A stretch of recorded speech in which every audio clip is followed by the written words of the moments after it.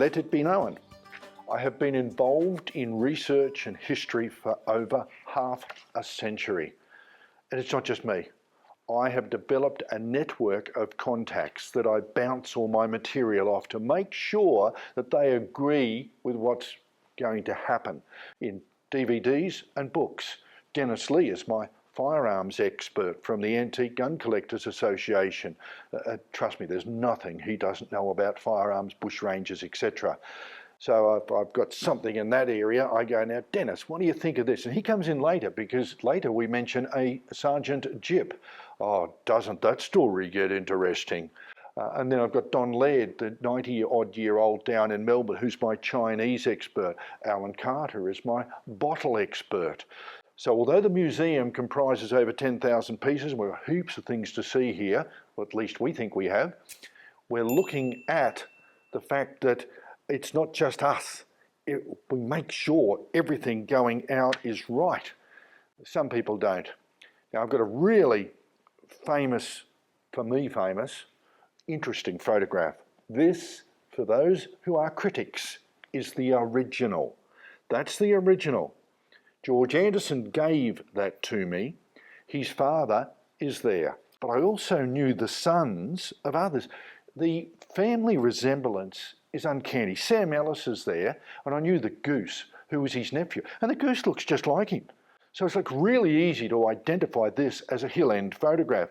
Nell Anderson painstakingly wrote everyone's name on the back, which was really handy because there must have been multiple ones of these made going to the different workers who obviously scattered after 1923.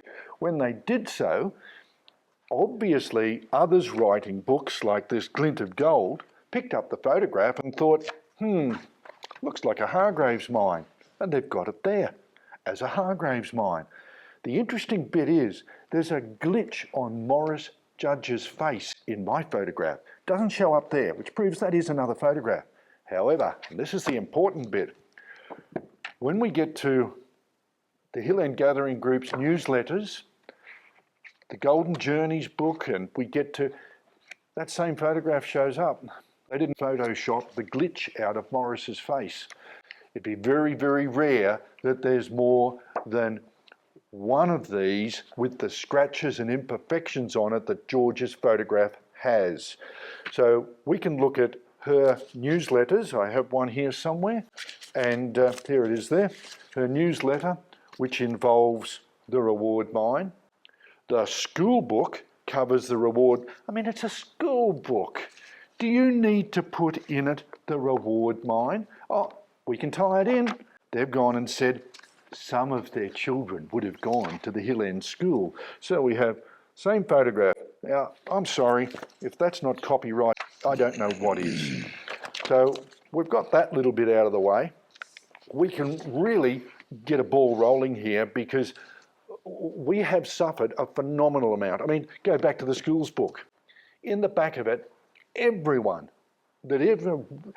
seems to be credited for supplying information and resources. Every time I wrote a book, and I've done a few, the school got donated a copy. So I know they've got those copies. But no, Harry Hodge gets credit. Brian Hodge gets credit. Everyone else gets credit for a source. But when I've looked at the information, where it was correct, I'm actually the source. We have so much original documents.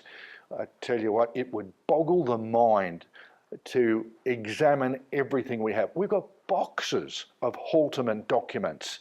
I've got original Edward Hammond Hargraves letters. So when I quote in here, Hargraves found gold on the 12th of February, Hargraves did this, Hargraves did that, I'm reading from his original letter. I haven't gone to another book to get the information. I've got the original stuff. We can look at stuff that was stolen out of my museum, unfortunately, and that is an article on Halterman. I really wish the Gathering Group authors would come up with new material. Every time a letter comes out, I go, that's me, that's me, that's me, and someone else is given credit. And I go, but why? Why? So that letter I have that poster, I have the original, and I'm the only one with it. But I do admit, material disappeared out of the museum. I actually caught one lady walking out of our art gallery with some of these files tucked under her arm. And I said, I need to copy them. I'll return. No, you don't. You put them back. Silly me, I gave the gathering group access to some of the school's documents. I was thinking the right thing, a database for people researching their great-grandparents and would want to know if they went to the Hill End School, when, how, and a bit of information about them. I said, now, it is not for publication. It is a database so people can access that material. That's the problem with making people promise. It's a trust situation. You trust they are going to do the right thing. You don't trust that they're going to get a grant, $5,000, and put stuff up on the internet and not even give you credit. Yeah, the days where you can trust the handshake of a deal are unfortunately slipping away. Well, they did do some silly things. They photographed themselves and put in the newsletter while they were copying documents. Well, I wonder where they got those from. Yeah. And then I did get the documents back. They mysteriously arrived at the front gate in a box. I know, I can't believe that, that they've been literally bluntly stolen and then... They got too hot to handle. Yeah. The next point is, though, you're going to love this, I got an email from the clever one, as she is nicknamed, sarcastically, and the email said, I heard via the grapevine you have had your documents, she said schools documents, returned. And I thought, but I didn't tell anyone. Yeah, in a box at the front gate, like they were really happy to give it back to you. Now, going back to Christopher Hines' book, we've got some really, really naughty things. I mean, the book itself is a bit of a picture book. The information, some of it's right, some of it's right. The stuff that he copied directly out of the Halterman book. I can see he sent you an email here from himself saying, I am in the final stages of the Halterman book, your one. I studied the latest edition of your book very thoroughly. As you can imagine, great information. So where did he get his information from? Oh, I don't know. Yeah. And of course then he has the hide to berate me. Oh, he doesn't just berate me. He gives the clever one credit. Oh, she's in there. But look, so are also pictures from your museum. And clear signs up saying no photography for publication. You might read out a couple of these little statements. I was just thinking it doesn't matter because your museum sits on a hill outside Hill End with your 200 sheep that graze nearby. The museum housed in a stable is in a shipping container just out of Hill End, looks completely different to the art gallery. And then, of course, there's the wonderful... You see, if you paint someone as really, really nice, all of a sudden they've got credibility. Mm-hmm. But if you say things like this... He alienates people at times. Oh, you're nasty, aren't you? Some in Sydney and Canberra consider him embittered, obsessed, and the librarians are deeply offended by Drinkwater's accusations. There'd be no accusations if they got their information right. No. I've tried to inform them. I said, but you can have my information, just give me credit. Oh, we rely on volunteers and they're overworked. Yeah. Because their volunteers get the credit. I gave them a few facts, and within minutes they were up on their website as new information. Don't you love the copy of... We've already gone through the fact that the cover is... But the other bit he says is, quote, Drinkwater looks like a hippie. Me got to thinking that if I look like a hippie, he looks a bit like one too. Yeah, he could pass as a sophisticated hippie, and so could him. Hippie. Yeah. Half hippie. Clean skin hippie. Yeah, there's one of every type there. Yeah, it's a bit of a worry when he starts to say, I look like a hippie, to sort of, he doesn't really fit the pattern. Now, he did blatantly copy stuff out of my book. I am the only one with Halterman's 1874 diary. I translated it, put it in that book. We have here, literally, these exact sentences saying, last stone on tower. Until I found this book, No one knew when the tower at St Leonard's that was responsible for the Halterman collection of photographs over Sydney, no one knew when that tower was finished. That diary tells you. It tells you the first night he spent there without pillows. He tells you that the guttering's not deep enough. Oh, and it appears in here. And I'm thinking, why? But he's... Now that's Halterman's diary that you yourself have from the family that you have put in your book, and now is no literally... one else has got it. They couldn't even decipher it. Oh. So it took me a lot to decipher it. Didn't take much to decipher this one. This is Gunter's book, Halterman's Nugget. Bugger. It is a novel. Gunter played golf with John Halterman. Right. John Halterman did the foreword for our book. And in that, after that foreword, I've got all 7 Halterman signatures that verify that they are very happy with the information in there. They're the main Haltermans that have got the biggest association with the history of Halterman. And of course, they've acknowledged that that book they believe is the best. Now, this is a novel. Mr. Hines, it's a novel. He's written stuff that the family's not very happy about. I mean, even John Halterman said. He said, an affair. Halterman was too busy to have an affair. He's got him having an affair with a 12-year younger than him girl in Hill End. No. Doing all this, where'd he get it from? He's got to flour it up to sell it more, doesn't he? Well, even Peter Halton said to me, he said, I'm so sick of going to the RSL and people saying, Gunter's book, we've got Gunter's book on your great-grandfather, and he's going, it's a novel, it's fiction, but they can't separate. It's more interesting, I suppose. This is a perfect example of how history is getting distorted. And everyone seems to, like, this is Dr. Christopher Hine, PhD. I love that bit. First time ever published material. Oh, it's insulting, isn't it? More than insulting. Here's the scenario.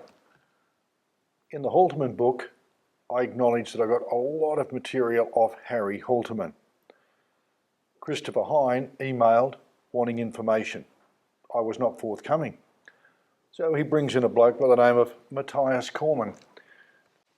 I didn't know it was the finance minister, and it might not have been, but it was a man named Matthias Cormann with a distinctive German accent who phoned me up demanding I give him Harry Halterman's phone number and address, even saying, I will phone back next week, you will give me the information.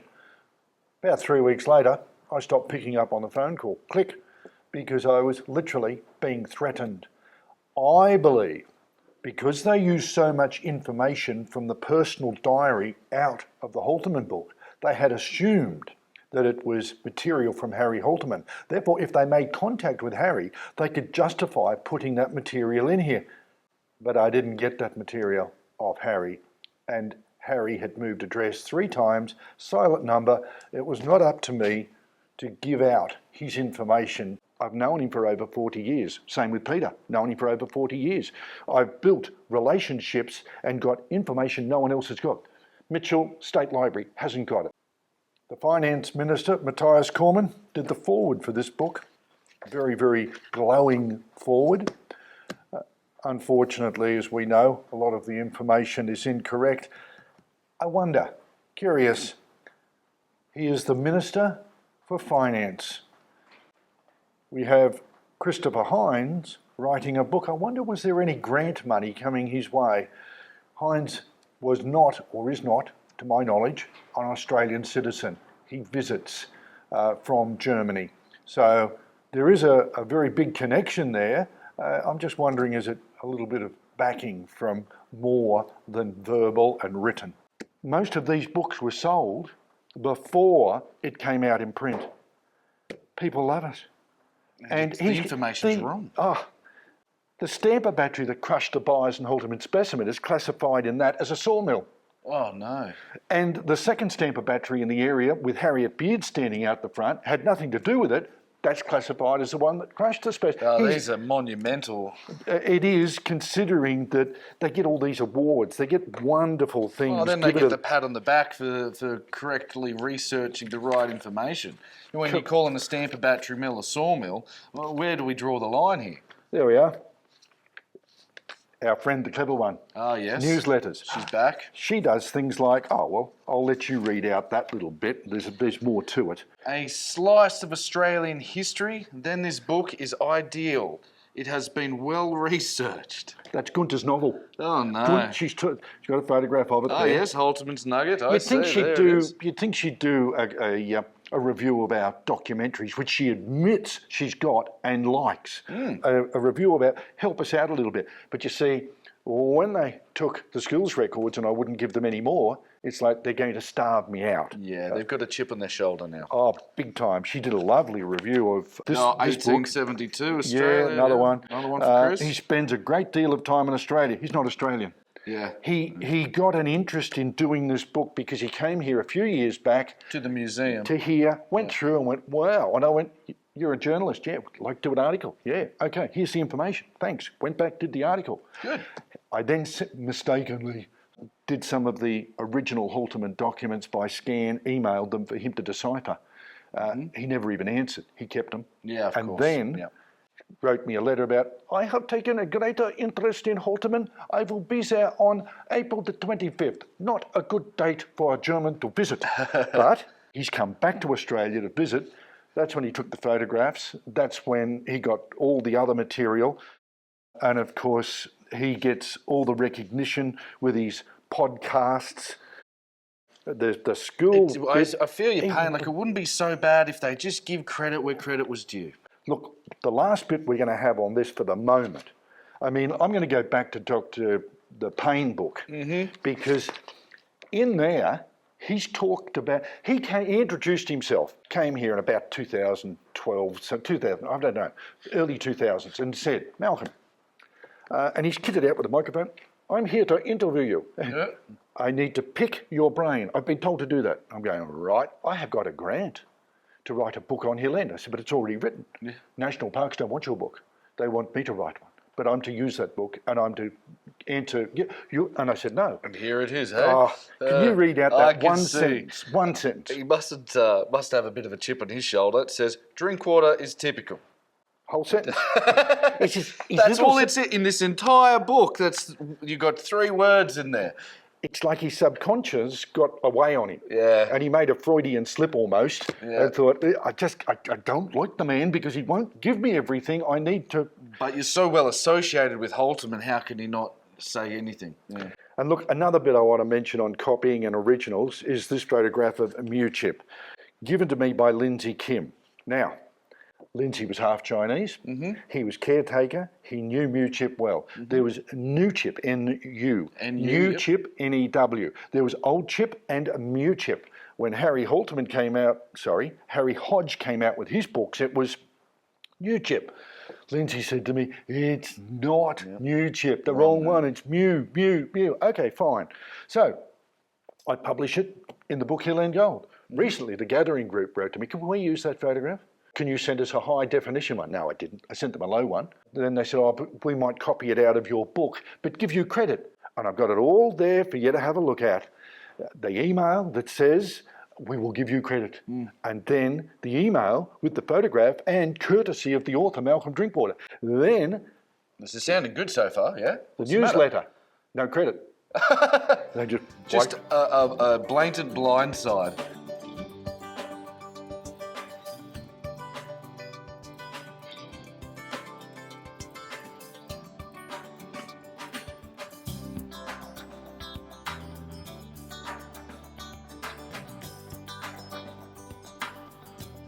Now, going back to Maine's book for a little bit, he talks about my mates. Now, this was very, very upsetting.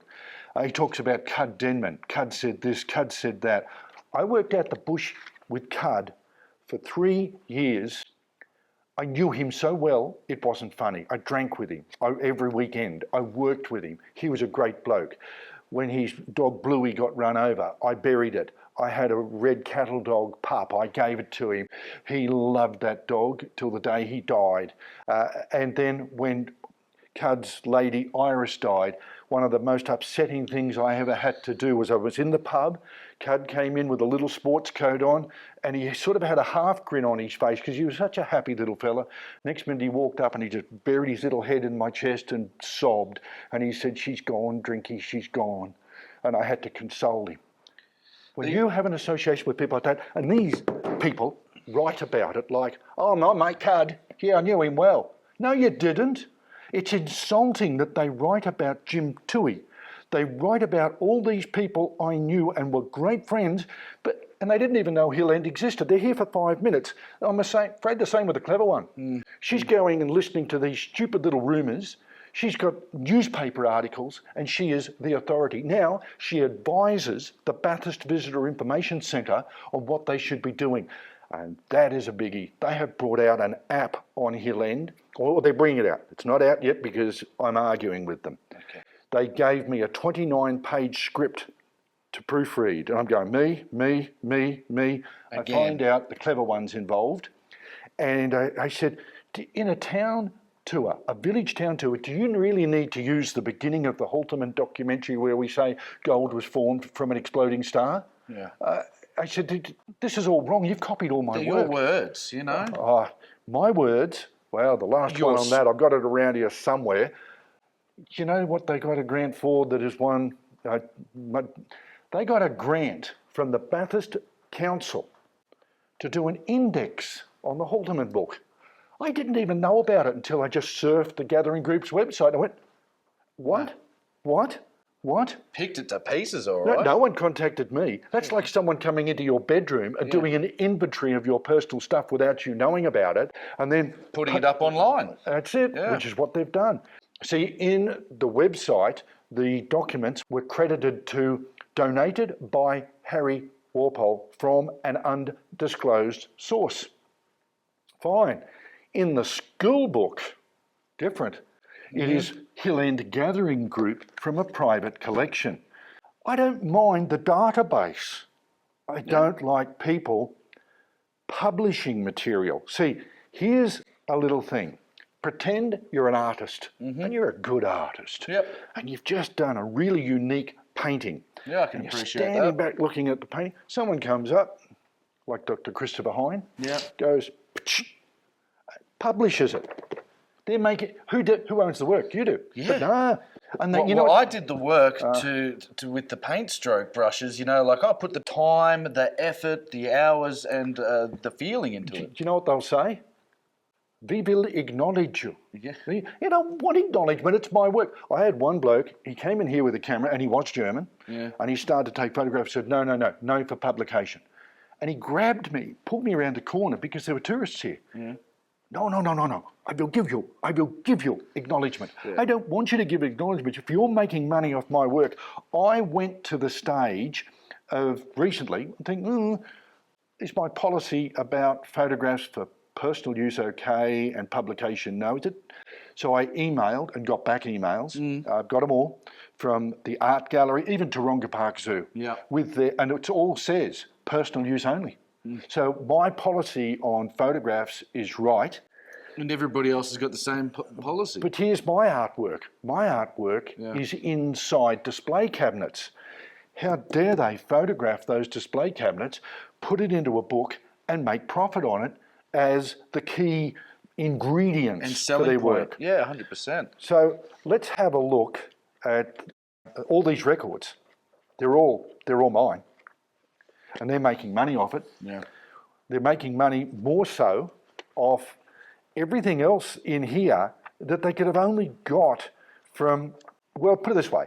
I thought if you published something, it was yours. Now, apart from that obvious school document that they've copied for publication, it's like they've gone and picked the eyes out of all my work. There's 700 photographs plus in the Halterman collection on Hill End. I use 40 to 50. Why does every other book have to use the same photographs I've used? Go and pick some new ones. Why republish it if it's been published? We've got in the Hill End school book copies or I should say the covers of these two books. Pretty simple. They're sketches that were done in 1953 and 1951. The point is, why repeat them? They're in both the documentary on Halterman and the Halterman book, and I published them first. Even that photograph there of Cud Denman, actually it's not Cud, it's his father, George Denman, with the reenactment in 19, I published that. And that's also in DVD and the book Hill and Hearsay. It's just like you're looking at, and of course they'll claim that they got all that information from somewhere else. Well, they may have, but it would have been pretty difficult. Harry Halterman supplied this with so much other material. If we're looking at books, this one has caused me some grief. Again, Hill End newsletters are doing rave reviews on it. It covers the bridle track at Hill End. Yep, we had to do it again. Yeah. So I almost regret pulling this book off the shelf. It created so much historical inaccuracies that Dad had to go back and iron out, that it led us to a 4.5 hour documentary to make sure we got the facts right and they weren't published wrong. I mean, we've got a chimney that was there for a stamper battery to create an air drawer. She's classified it as a chimney to take stale air out of underground mines. That's a pretty big difference considering there's no mines near that particular chimney.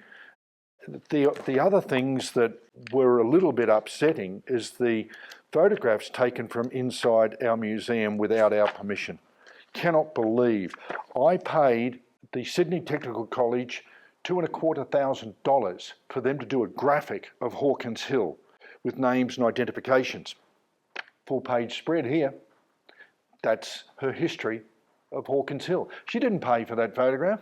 She didn't get the rights to use it. We have it here so that, well, people can see it, but it still cost us, and she sold a lot of these.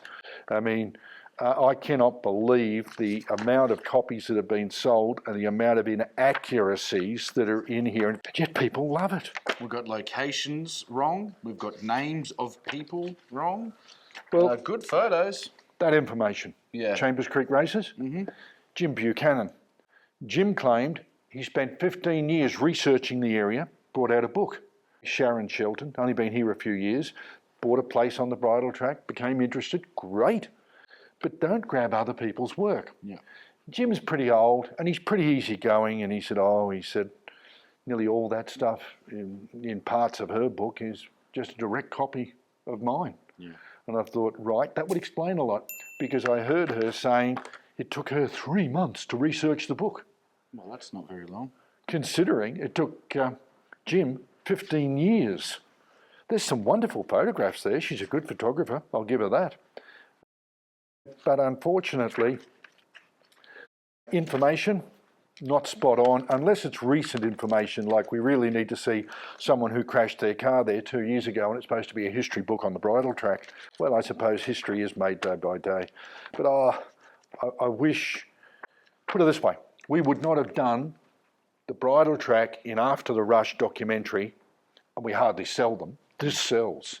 Something like 500 of these had been sold before it was printed, mainly because Lorraine Purcell does a wonderful book review, and she shows up in the book as well, and she's an advisor as well. So you've got these people moving here for a few years late in the period that become experts, don't really know what they're doing, bang, put it to print. They can write a book if they want to. Well, between the covers, it's history.